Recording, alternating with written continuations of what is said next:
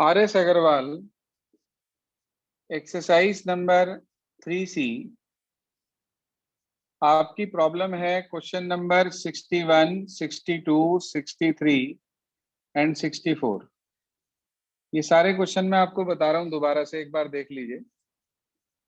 इन सबको वैसे करने का तरीका एक ही है हमारे पास, कोई अलग अलग मेथड, अलग अलग प्रोसीजर हमारे पास नहीं है। सुनिए ध्यान से।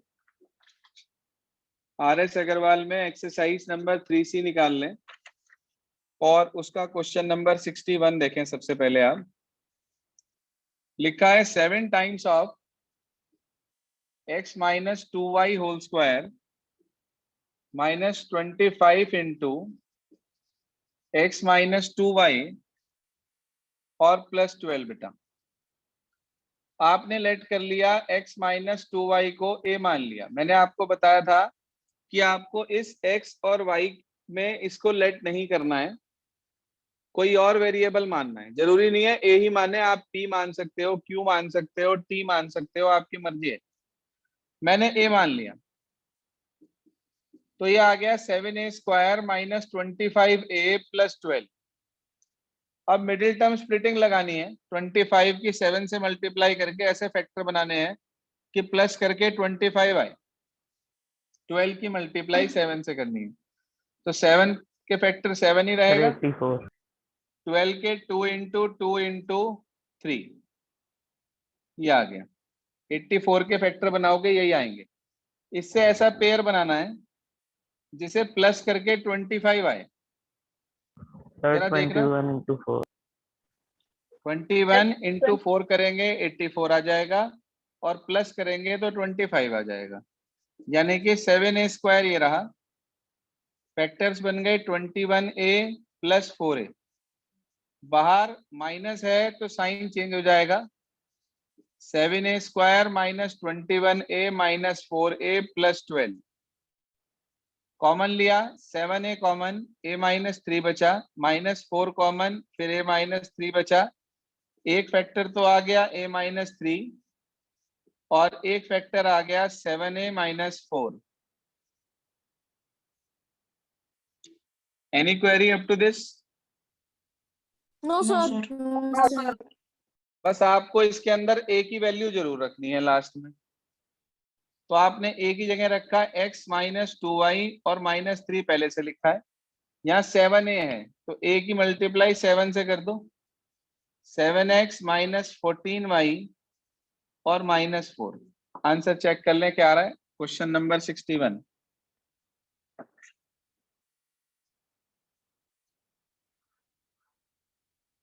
सर ठीक है।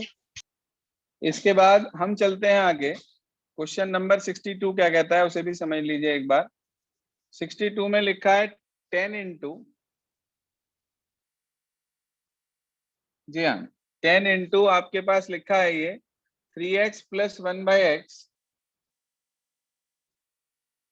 होल स्क्वायर, उसके बाद माइनस ब्रैकेट में 3x प्लस 1/x और उसके साथ लिखा है हमारे पास माइनस 3।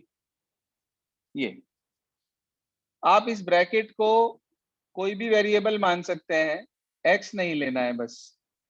तो y मान लिया मैंने, कुछ भी ले सकते हो, a भी मान सकते हो। तो ये आपके पास हो गया 10y square minus y minus 3। हाँ बेटा 3 10 जा 30, 30 के ऐसे फैक्टर बनाने हैं माइनस करके 1 आए। जी 6 5 जा बिल्कुल ठीक। 6y minus 5y। प्रैक्टिस इसी तरीके से होनी चाहिए कि आपको नंबर देखते ही आपने देखा 30 तो एकदम से दिमाग में आना चाहिए ऐसे दो नंबर जिनकी मल्टीप्लाई करके 30 आए और माइनस या प्लस करके जो भी चाहिए, यहाँ जो नंबर है वो आए। अब ये आ गया 10y square minus 6y plus 5y और माइनस 3। पहले दो से कॉमन लिया, क्या कॉमन है? 2y। अंदर बचा 5y माइनस 3। 1 कॉमन ले लिया, फिर 5y माइनस 3। एक फैक्टर तो 5y माइनस 3 और दूसरा फैक्टर 2y प्लस 1। आप y की वैल्यू पुट कर दीजिए उसकी एक बार 5 से मल्टीप्लाई कर दीजिए, एक बार 2 से कर दीजिए। 5 से मल्टीप्लाई करी तो 15x प्लस 5/x माइनस 3, और एक बार 2 से मल्टीप्लाई करी तो 6x प्लस 2/x और प्लस 1। आंसर चेक करिए प्लीज, क्या आ रहा है? सर यही आ रहा है। Yes sir. इसके बाद क्वेश्चन नंबर 63 आपकी अगली प्रॉब्लम थी, बिल्कुल 62 के जैसा है, कुछ भी अलग नहीं है उसके अंदर भी। बता देता हूं एक बार, फिर भी प्रॉब्लम है आपकी, क्योंकि जिसकी जो भी प्रॉब्लम हुआ करे उसे समझने के बाद एक बार दोबारा से जरूर करके देखा करें, तभी आपको एग्जाम में दिक्कत नहीं आएगी, नहीं तो बहुत प्रॉब्लम होगी एग्जाम में। 6 times of 2x minus 3/x whole square plus 7 into 2x minus 3/x minus 20। आपने लेट कर लिया 2x माइनस 3/x को y मान लिया बेटा, इसे आपने y कह दिया। जैसे ही आपने इसे y कहा, ये आपको मिला 6y square plus 7y minus 20। Factor बनाया आपने, 20 की 6 से मल्टीप्लाई करी आपने पहले, तो 20 इंटू 6 करा आपने, आपको मिला 120। 120 के ऐसे फैक्टर बनाने हैं माइनस करके 7 आए। सर 15 का 15 8 का 120 होता है, 15 माइनस 8 7 होता है, बिल्कुल ठीक आया। 6y square plus 15y minus 8y और माइनस 20। फैक्टर बना के देख लीजिएगा आप, यहाँ पर कॉमन लिया 3y, अंदर बचा 2y प्लस 5, इन दोनों से कॉमन लिया -4, अंदर बचा 2y प्लस 5। तो एक फैक्टर तो आ गया 2y प्लस 5, और दूसरा फैक्टर आपके पास आ गया 3y माइनस 4। आप y की वैल्यू इसमें रख दीजिए, एक बार 2 से मल्टीप्लाई करिए, एक बार 3 से मल्टीप्लाई करिए। 2 से मल्टीप्लाई करिए आपने 4x माइनस 6/x प्लस 5, इसमें 3 से मल्टीप्लाई करिए आपने 6x minus 9/x minus 4। Check करिए जी आंसर क्या दिया है। सर यही है। सर यही। इसी तरीके से आपके पास है क्वेश्चन नंबर 64, वो भी इसी तरीके का है। सारे क्वेश्चन एक ही पैटर्न के थे, इसलिए आपको ये करने के लिए दिए थे मैंने। जिसको जिस भी क्वेश्चन में प्रॉब्लम आई है उसको दोबारा जरूर रिपीट करके देखें। जी हाँ, a+2b whole square, a+2b whole square plus 101 a+2b plus 100। Late कर लिया a+2b को, अब की बार x मान लिया मैंने, तो x square plus 101x plus 100। जब भी कभी वो नंबर आए, जो भी नंबर आए उससे एक, तो वो नंबर प्लस 1, ये फैक्टर बनेंगे हमेशा। तो ये आ गया 100x प्लस x, पहले दो से x कॉमन, x प्लस 100, अगले दो से 1 कॉमन, फिर x प्लस 100। तो एक फैक्टर x प्लस 100 और एक फैक्टर x प्लस 1। x की वैल्यू बेटा पुट कर दी a+2b, a+2b प्लस 100 और a+2b प्लस 1। चेक करिए आंसर क्या आ रहा है। सर यही है। सही है। सर यही है। क्लियर हो गया सभी को?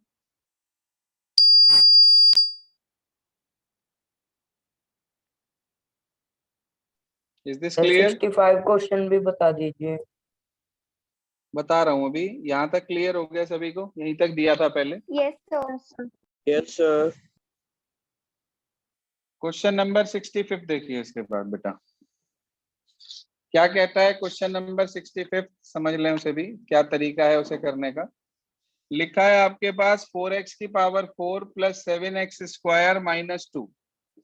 आपने लेट कर लिया x स्क्वायर को y मान लिया, अच्छा, अगर एक्स स्क्वायर वाई है और आप इसका स्क्वायर कर दो तो बता सकते हो एक्स की पावर 4 की क्या वैल्यू बैठेगी? Sir y x square. Y square. शाबाश, वाई स्क्वायर ऊपर पुट कर दो तो ये बन गया 4y square plus 7y minus 2। Factor बना दीजिए आप इसके।